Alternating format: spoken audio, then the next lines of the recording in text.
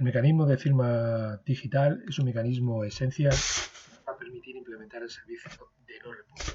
Por este mecanismo debe ser posible autentificar los contenidos de los mensajes, cuándo han sido generados, por quién han sido generados y todo ello con valor probatorio.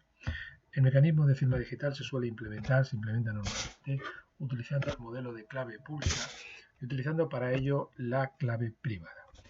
Decíamos que el mecanismo o el modelo de clave pública supone un coste computacional importante a la hora de realizar un cifrado con clave privada y clave pública.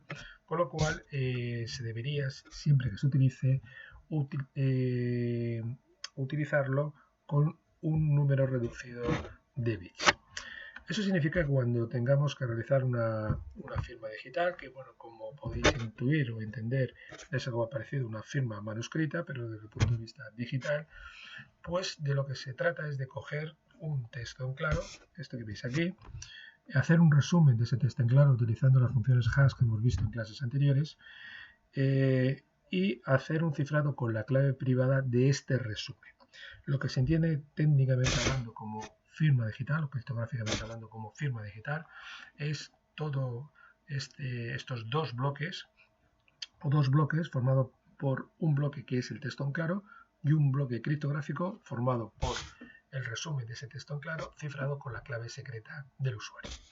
Para poder validar esta firma digital, lógicamente debemos tener la clave pública del usuario, que normalmente va a estar contenida en un documento digital avalado por una autoridad de certificación. Un certificado digital es un documento digital de manera similar a lo que sería el equivalente, pues un DNI, un carnet de conducir, que está avalado por una autoridad que garantiza que sus contenidos son ciertos. Un certificado digital es en sí una firma digital. Tiene por un lado un conjunto de textos en claro y un bloque criptográfico que es el resumen de todos estos datos en claro cifrado con la clave privada de una autoridad de certificación. Si tenemos un DNI, pues está avalado por la Dirección General de la Policía, ¿no? Pues aquí quien avala estos datos es una autoridad de certificación que nosotros deberemos tener instalado en nuestros sistemas operativos. Cuando instalamos un sistema operativo en un sistema informático, en un momento dado, en el proceso de instalación o incluso en la actualización del propio sistema operativo, se instalan autoridades que el sistema operativo considera que son fiables. De ellas dispondremos de certificados que contienen claves públicas que nosotros podemos utilizar para validar los certificados emitidos por esas autoridades de certificación. Un certificado digital tiene información en claro que avala la identidad de un usuario o de un sitio web. Fijaros, tenemos un número de serie, un subject. En este subject es el identificador del usuario, que puede ser un usuario físico, puede ser un sitio web. Está un issuer, que es quien emite el certificado, la autoridad de certificación. Está otro campo que es la validez y está la clave pública de ese usuario, ¿de acuerdo? De ese subject que aparece aquí, ¿no? Una clave pública emitida para ese lugar o para ese usuario. Y todos estos datos están avalados por una autoridad de certificación. Daros cuenta que un certificado digital, pues de manera similar a lo que es un billete de curso legal, pues se tiene que comprobar que es auténtico. Si vosotros tratáis de comprobar, vais por ejemplo, a una farmacia, a un centro comercial y dais un billete de 20 euros, es posible que el cajero o la cajera o es una farmacia, el que os está atendiendo, la persona que os está atendiendo, haga una comprobación de si ese billete es válido. Por eso le pasa por un dispositivo que tienen los centros comerciales y se comprueba si ese billete es auténtico. Cuando estamos hablando de certificado digital, se hace un proceso similar, un proceso en el cual se comprueba que esta firma digital es auténtica. ¿Cómo se comprueba? ¿Cómo se hace esta validación? Bueno, lo que se comprueba es lo siguiente. Nosotros dispondremos de la clave pública de las autoridades de certificación que son fiables, aquellas que emiten estas firmas digitales, aquellas que emiten estos certificados digitales. Con esa clave pública se trata de descifrar el segundo bloque, el que contiene el cifrado con la clave secreta, de el resumen del texto en claro, y se comprueba que el resultado de descifrar con esta clave pública coincide con el hash del texto en claro. Si esta coincidencia es cierta, entonces este certificado es auténtico. Está avalado por una autoridad fiable y su contenido no ha sido modificado en tránsito. Es decir, se ha comprobado que este certificado digital es auténtico. Los certificados digitales, como digo, se utilizan para garantizar la identidad de los usuarios y de la clave pública que está contenido en ellos. Cuando tratamos de autenticar a un usuario, pues hay un proceso, o cuando tratamos de distribuir una clave de sesión, esa clave de sesión se distribuye utilizando una clave pública que está contenido en un certificado digital. Los mecanismos de seguridad implementan servicios de seguridad junto con los protocolos. O dicho de otra manera, los servicios de seguridad se implementan con mecanismos y protocolos de seguridad. ¿Qué es un protocolo de seguridad? Bueno, es un conjunto de intercambio entre las entidades pares cuyo objetivo o cuyos objetivos son los siguientes. Sus objetivos básicos. El primero es autenticar las entidades que tratan de establecer una comunicación. Y en segundo lugar, distribuir claves de sesión y autenticación. Un protocolo de seguridad podría ser los intercambios que aparecen aquí en esta figura. Fijaros, 3, 4, 5, 6 intercambios. Los 4 primeros nos van a permitir la autenticación de las entidades, o por lo menos de un lado, A va a estar seguro que habla con B, y el resto de los intercambios nos van a permitir distribuir claves de sesión y autenticación de forma confidencial. Imaginaros, los primeros intercambios. A quiere hablar con B, manda un mensaje de salutación. B le dice A, yo soy B, y te mando un certificado en el cual avala que la identidad mía aparece en ese certificado con una clave pública. Te doy mi clave pública y te aseguro que es mi clave pública porque lo dice esta autoridad de certificación. ¿De acuerdo? A recibe ese certificado. Comprueba que ese certificado está emitido por una entidad fiable. ¿De acuerdo?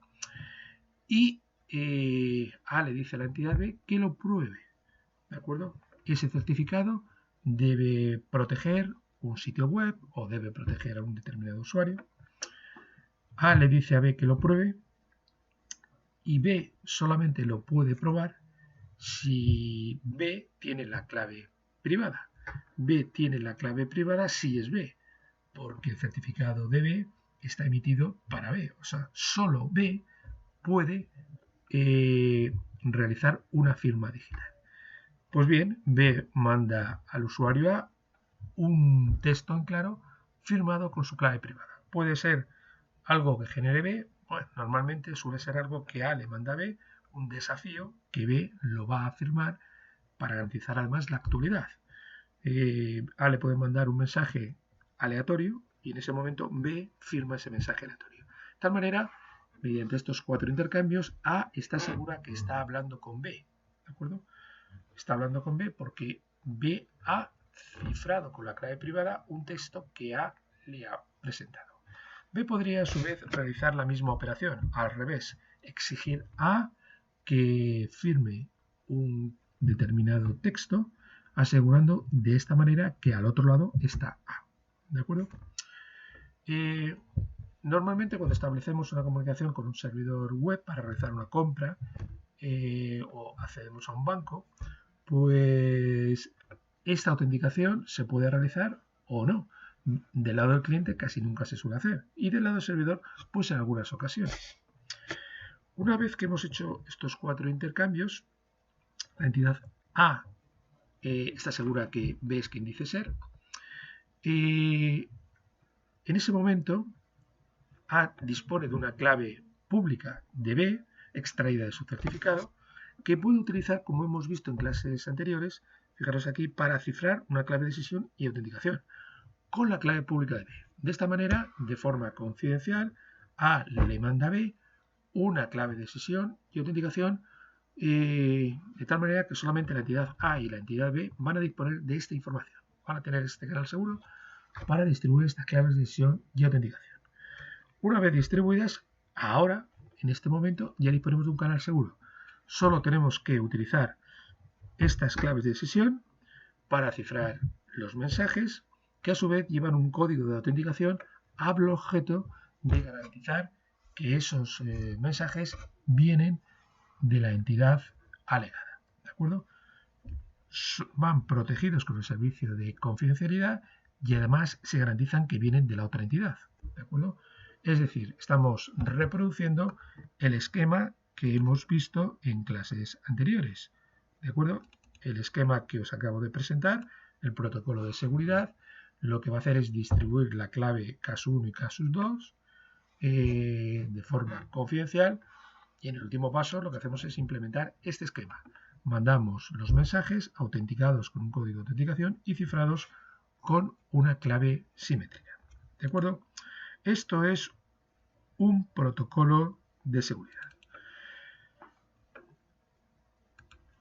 TLS es una capa de la arquitectura TCP/IP, nivel de transporte seguro, inicialmente llamada SSL, nivel de socket seguro, que nos permite implementar un protocolo de seguridad cuyo fundamento esencial es el que os acabo de explicar. Permite distribuir claves de sesión de autenticación de forma confidencial, de tal manera que en una fase posterior se va a utilizar para tener un canal seguro.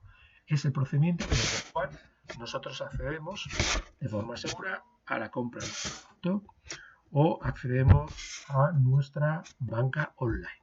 Y es el procedimiento que os recomendamos para acceder, por ejemplo, a una base de datos o a un sitio web en general. ¿De acuerdo?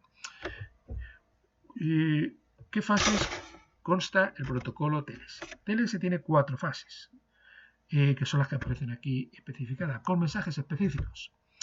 Estas fases son las siguientes. En una primera fase se produce una negociación entre el cliente y el servidor. El servidor sería el gestor de la base de datos, en la cual se negocian las familias de cifradores a utilizar. Es decir, qué algoritmo de cifrado simétrico voy a utilizar, qué función hash voy a utilizar, qué longitud de clave voy a utilizar. Ese es el procedimiento que se realiza en la fase inicial del protocolo TLS. Esta negociación, sin embargo, es una negociación a la baja, en el sentido de que el cliente puede proponer familias de cifradores, pero es el servidor el que decide de todas ellas cuál va a proporcionarle. Si el cliente no está de acuerdo, lo que se va a producir es una interrupción del protocolo y no va a tener lugar esta conexión segura. En la fase 2, el servidor siempre va a mandar un certificado digital que avala, que protege al sitio web al que se está conectando, que protege la dirección IP a la que el cliente está accediendo. En este certificado va una clave pública que podría utilizarse más adelante para distribuir las claves de sesión y autenticación. El protocolo TLS tiene mensajes obligatorios y mensajes opcionales. Uno de los mensajes opcionales es el que viene a continuación. Se llama intercambio de clave del servidor. Opcionalmente, este protocolo tiene la posibilidad de mandar un mensaje opcional en el cual va una clave pública diferente a la que aparece en el certificado del servidor, que es la que se utiliza en este momento para luego proteger la clave de sesión de autenticación. Normalmente, en la actualidad, el protocolo TLS utiliza los algoritmos de curvas elípticas que utilizan una clave pública efímera de corta duración, que es la que se utiliza para cifrar las claves de sesión y autenticación en una fase posterior.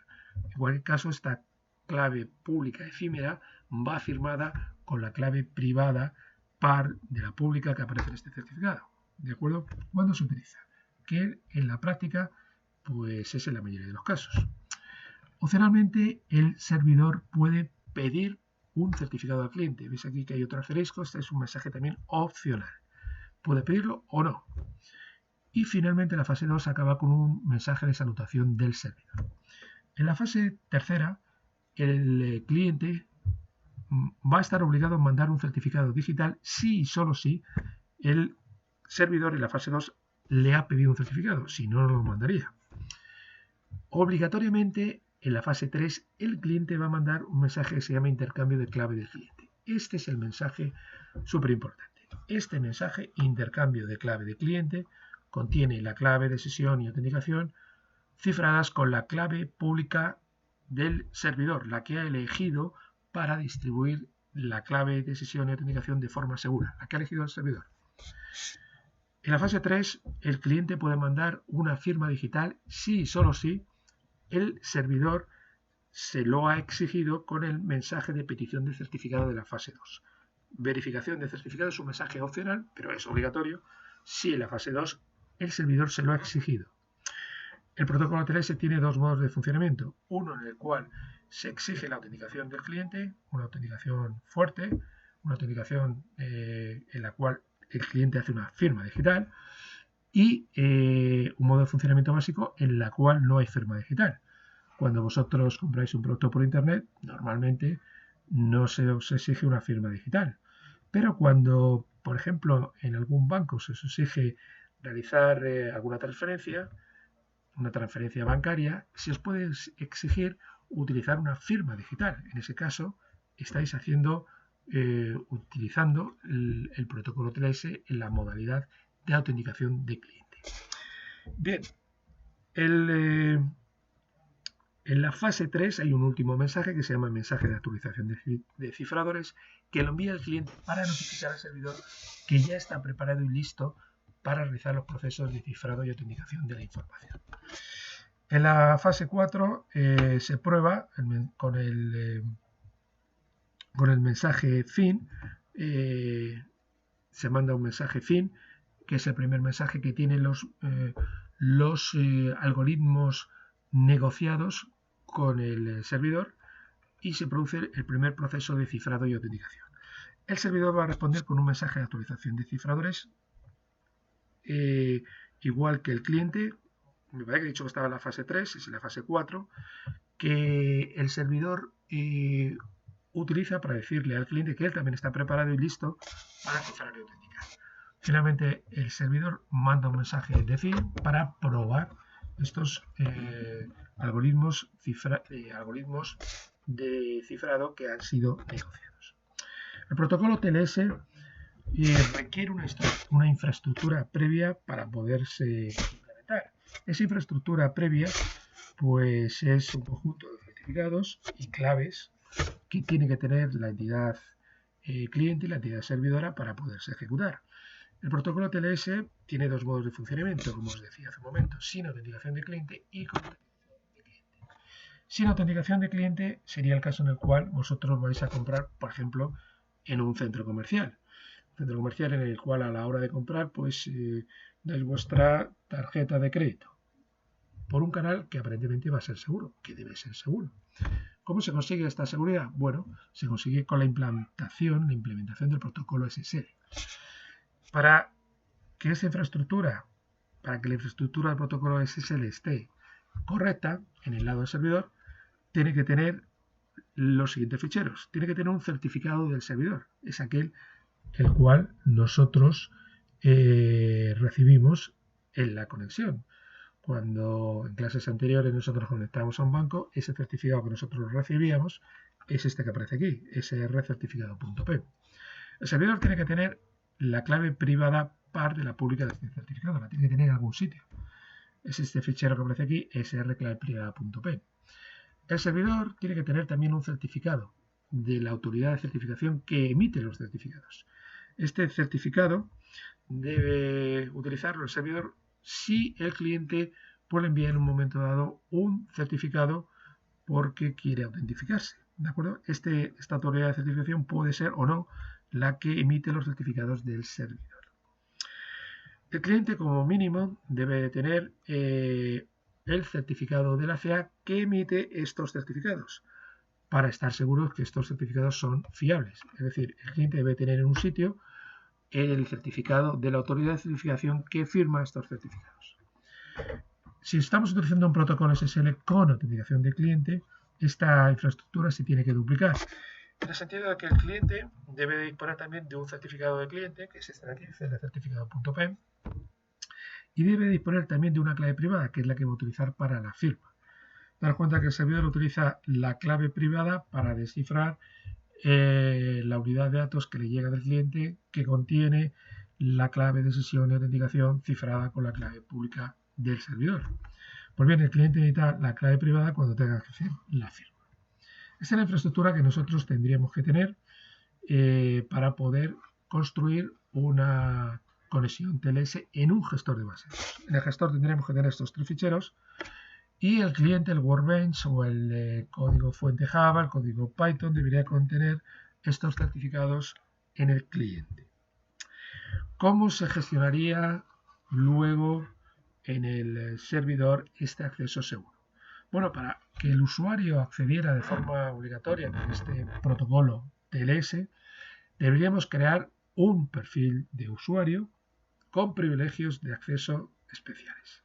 Si estamos en la versión 5, la que vosotros tenéis en la máquina virtual, el procedimiento es más sencillo. Se puede utilizar el comando gran, el que otorga privilegios, para requerir un acceso con el protocolo SSL. Con este comando, gran all privilegios, a un usuario, por ejemplo, el cliente SSL0, que tiene una password SSL, se le puede exigir utilizar el protocolo SSL con la cláusula require SSL. Con este comando de gestión nos creamos un cliente que cuando acceda al gestor está obligado a utilizar el protocolo SSL.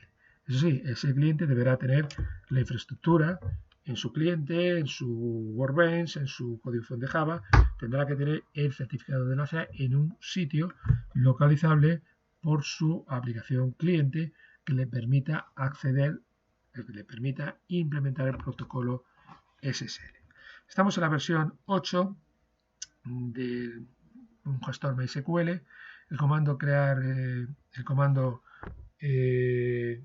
gran ya no incluye la cláusula require, está incluida en el comando crear user, y por consiguiente tenemos que hacer primero un crear user antes de la opción de gran si es que le queremos otorgar privilegios adicionales. El privilegio de acceso o la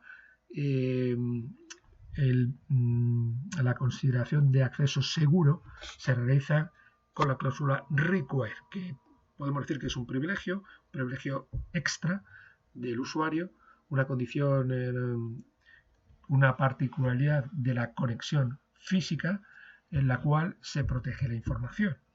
Pues bien, como digo, en la versión 8 está incluido el comando crear user, y si nosotros queremos incorporar algún privilegio adicional lo tenemos que hacer con el comando crear. Si nosotros queremos implementar un protocolo TLS con autenticación de cliente, tenemos que incorporar en la versión 5 la cláusula require x509 dentro del comando gran, o en la versión 8 el comando crear user, ¿vale? La cláusula require x509. Con eso no solamente estamos exigiendo al cliente que acceda con el protocolo TLS, sino que además estamos exigiendo que nos envíe un certificado y haga una firma digital. Utilizando el protocolo TLS en el acceso a un gestor, pues estamos protegiendo nuestras peticiones, estamos protegiendo la contestación del gestor, de tal manera que lo que va a ver aquí, lo que vería un capturador, ya no sería el tráfico en claro. Toda la información que ahora va entre el cliente y el gestor va a ir protegida con el servicio de confidencialidad, nadie lo va a ver, va a ir garantizada su integridad, va a ir garantizada la autenticación de los datos enviados, pues donde se distribuye una clave de sesión y autenticación, y va a ir garantizado el no repudio del cliente si es que lo exige el gestor, porque el cliente puede realizar una firma digital. Por consiguiente, la propuesta que os hacemos, si queréis proteger vuestra información en el acceso a un gestor, es que implementéis el protocolo TLS, que gestionéis ese protocolo TLS en el gestor de vuestra base de datos.